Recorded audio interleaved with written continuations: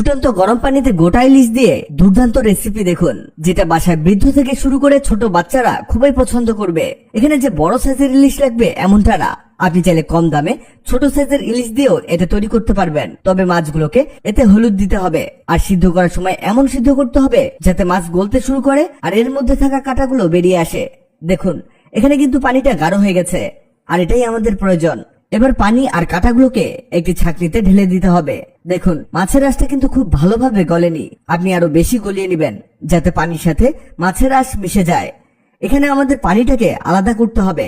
দেখুন ইলিশ থেকে কাঁটাগুলো কত সহজেই আলাদা করে নিলাম, আর বাটির মধ্যে এখানে একটা গাঢ় লিকুইড পড়ে আছে, এটাই আমাদের মূলত কাজে আসবে। তবে এর জন্য একটি প্যানের মধ্যে 1 টেবিল চামচ তেল আর 1 বাটি পেঁয়াজ কুচি ঢেলে দিতে হবে। এখানে করতে হবে কি, পেঁয়াজগুলোকে খুব ভালোভাবে ভাজতে হবে, পেঁয়াজগুলো যাতে নরম হয়ে যায় সেভাবেই ভেজে নেবেন। যখন পেঁয়াজগুলো এমন নরম হয়ে আসবে এতে দিয়ে দিবেন 1/2 চামচ লবণ, সামান্য হলুদ গুঁড়ো, 1 চামচ মরিচ গুঁড়ো, 1/2 চামচ জিরা গুঁড়ো, 1/2 চামচ ধনে গুঁড়ো। এবার সামান্য পানি দিয়ে মশলাটাকে কষিয়ে নিতে হবে। যেহেতু এখানে মশলাটা খুবই ইম্পর্টেন্ট, তাই এখানে একটু ভালোভাবে কষিয়ে নেবেন, আর অবশ্যই 4 থেকে 5 মিনিট এটাকে ঢেকে দিবেন। এতে সবকিছুই খুব ভালোভাবে সিদ্ধ হবে আর গলে যাবে।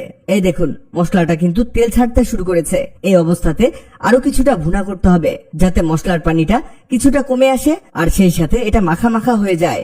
এই যে এমন অবস্থাতে আসলে আমাদের সেই মাছের লিকুইডটাকে এতে ঢেলে দিতে হবে। দেখুন আমাদের এই লিকুইডটাও কিন্তু অনেকটা গাঢ় হয়েছে। এবার এর মধ্যে দিতে হবে টমেটো। এখানে আমরা 1 বাটি টমেটো ছোট ছোট পিস করে কেটে নিয়েছি। এখানে টমেটোটা দেওয়াতে এর টেস্ট অনেক গুণে বেড়ে যাবে। এরপরে এতে দিতে হবে কিছু কাঁচামরিচ কুচি। এবার এটাকে ভালোভাবে মাখাতে হবে। এটা কত মজার একটা রেসিপি তৈরি হচ্ছে, আপনি একবার খেলে আপনার জিভে লেগে থাকবে। এটাকে এবার আবারও 2 মিনিট ঢেকে রাখবো।